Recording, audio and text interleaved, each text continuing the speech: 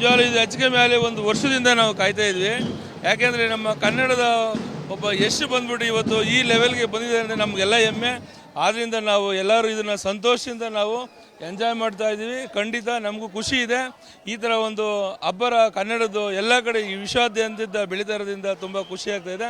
ನಾವು ಅದನ್ನು ಇವತ್ತು ನೋಡಬೇಕು ಅಂತ ಕಣ್ತುಂಬ ಬೆಳಗಿನ ಜಾವನೆ ಬಂದು ನಾವು ಇವತ್ತು ನೋಡ್ತಾ ಇದ್ದೀವಿ. Thank you sir. 4 ವರ್ಷದಿಂದ ಪರಿಶ್ರಮ ಹಾಕಿ ಈ ಸಿನಿಮಾ ಮಾಡಿದ್ದಾರೆ. 4 ವರ್ಷ ಯಾವುದೇ ರೀತಿಯಾದ ಸಿನಿಮಾ ಬಂದಿರಲಿಲ್ಲ ಯಶ್ ಅವ್ರದ್ದು. ಎಷ್ಟು ಕಾತರದಿಂದ ಕಾಯ್ದಿದ್ರ ನೀವು ಟಾಕ್ಸಿಕ್ ನೋಡಕ್ಕೆ? ನಿಜವಾಗ್ಲೂ ರಿಯಲಿ ನಮಗೆ ಖುಷಿಯಾಗಿದೆ.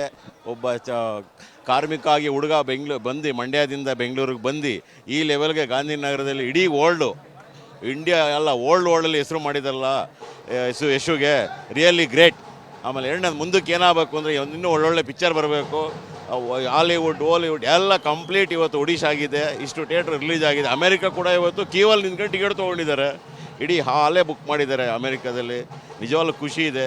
ಆಮೇಲೆ ಮುಂದಕ್ಕೆ ಒಂದಿನ ಇವರು CM ಆಗಬೇಕು, ನಮ್ಮ ಕರ್ನಾಟಕಕ್ಕೆ ವಿಜಯ್ ಥರ CM ಆಗಬೇಕು ಅನ್ನೋ ಒಂದು ಆಸೆ ಇದೆ ನಮಗೆ. ನಾನು ಮಂಡ್ಯದಿಂದ ಬಂದಿದ್ದೀನಿ, ರಾಜೇಶ್ ಗೌಡ್ರ ಅಂತ. ರಿಯಲಿ ನಾನು ಫಸ್ಟ್ ಟೈಮು ಯಶುಗೋಸ್ಕರ ಪಿಕ್ಚರ್ ಬರೋದು. ಪುನೀತ್ ಬಿಟ್ಟರೆ ಯಶುನ ನಾನು ಇವತ್ತುವರೆಗೂ ಲೈಕ್ ಮಾಡಿರೋದು.